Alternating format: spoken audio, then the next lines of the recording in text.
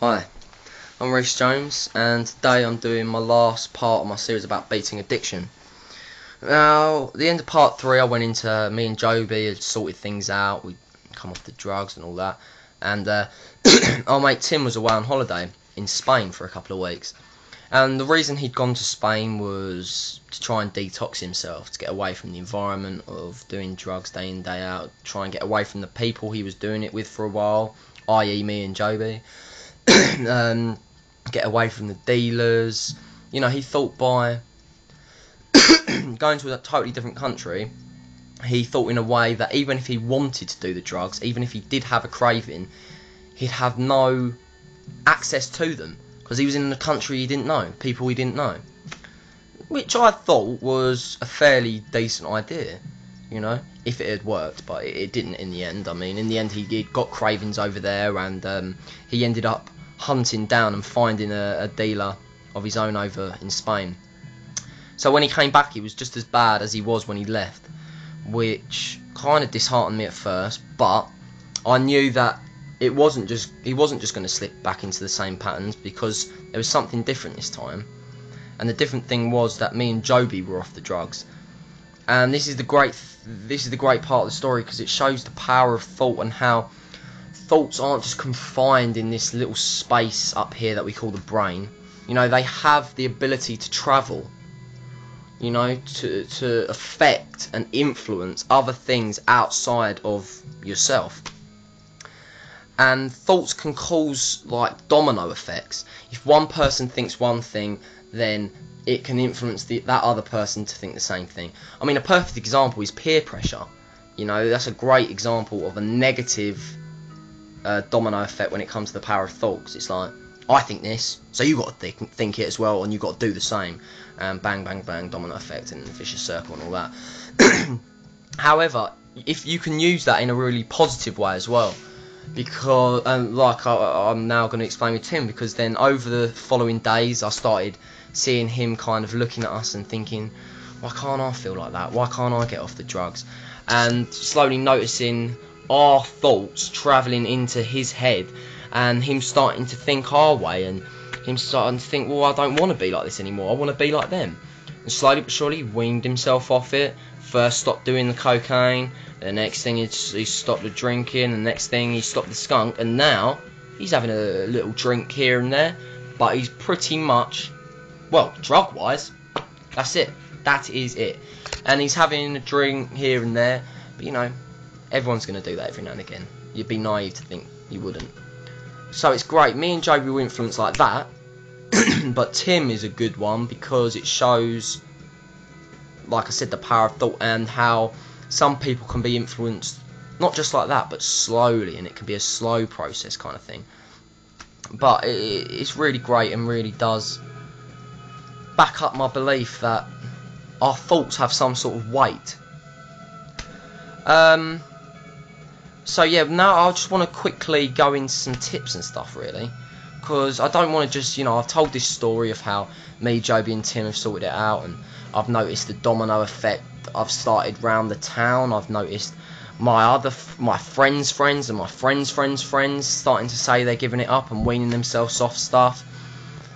I don't want to just go into that. I want to actually try and help you, you know, or you're not saying that you even necessarily need help. You might be watching this thinking, what a mess I am, or whatever, or you might just be finding this funny or whatever. But if you're watching this in a way that you're trying to, you know, help yourself and trying to use things to make yourself recover, you're using this as a tool. That's what I'm trying to say. If you're trying to use these videos as some sort of tool, then listen up. This is what you need to listen to. These are the tips.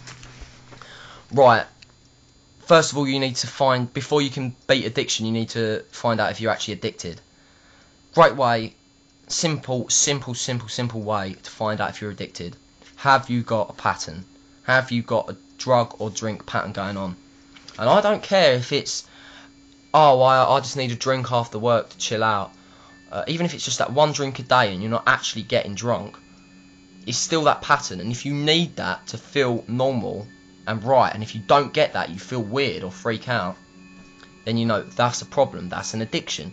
As soon as you note down these patterns and actually become aware that shit, you know, I do this week in, week out. It doesn't even have to be that. Even if you're just doing it once a month, just one pill a month. If you have to do that every month, you're in a pattern. Sort it out and try and get out of that pattern. Also, if you're gonna quit, try and all quit, because like I said in the first video, we tried so many times to quit before, but not all of us have tried quitting at the same time. So it's just so hard doing it on your own, because you know, you've got, like I said, this constant other people's thoughts and influence going into your head. You're seeing their thoughts bouncing around, you're seeing them do the drugs, you're thinking, oh, I want a bit of that.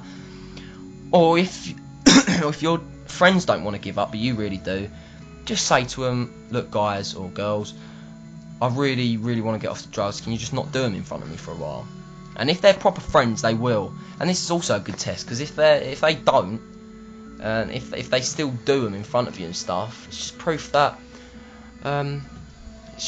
you know, they're not your friends, you know. So I was just checking the time to see how much longer I've got left. Got about 4 minutes. Another great tip: be open with your parents. You know, you might be a lot older than me, but I'm talking to more my age group. You know, like 15 to 25, or even younger than that. You know, 12 to 25, around that area, when you still got a very, very kind of close relationship with your parents. You're still living with them. Make sure to be open with them. There's no point having secrets, because that makes it even harder. You need to go to them and say, look, even if you've never told them you've done drugs before, shock them, tell them, look mum, I fucked myself up pretty bad on the drugs, but I'm trying to get them off them now, and I need your help, and I need you to be disciplined as much as me, kind of thing, to keep me in check. Also, don't think you have to go cold turkey. I pretty much did, and I know a lot of people that have gone cold turkey, but don't feel you have to. If you want to wean yourself off, that's just as good a way as any. Just as good. Also, delete your dealer's numbers. It's vital, this one, because if you've got your dealer's numbers on your phone, you've always got this nagging feeling you could get them. If you really had the craving, you could get them. If you just delete the numbers, throw away the piece of paper, whatever you've got your dealer's numbers on, then it's going to make things 10 times harder to get hold of them.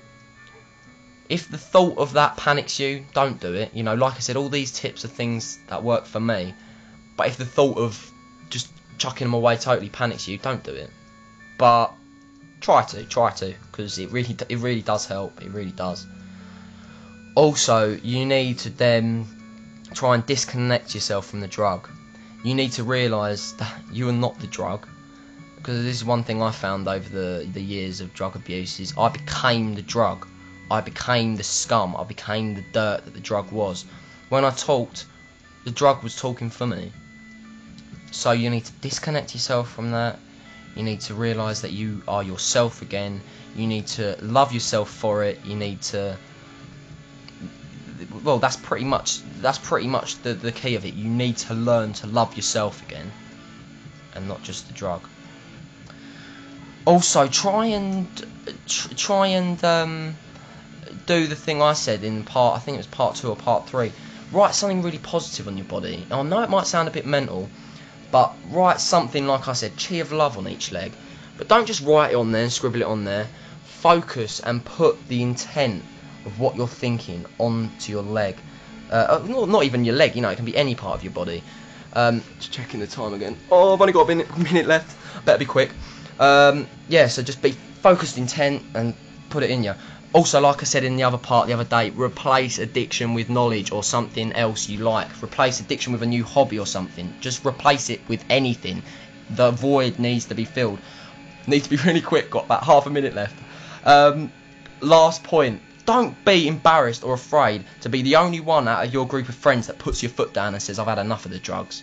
That doesn't make you a wuss or a lightweight. That makes you the strongest person out of the group of your friends. Anyway, I'm going to go. I'm going to probably talk more about this at some point in the near future. Catch you later.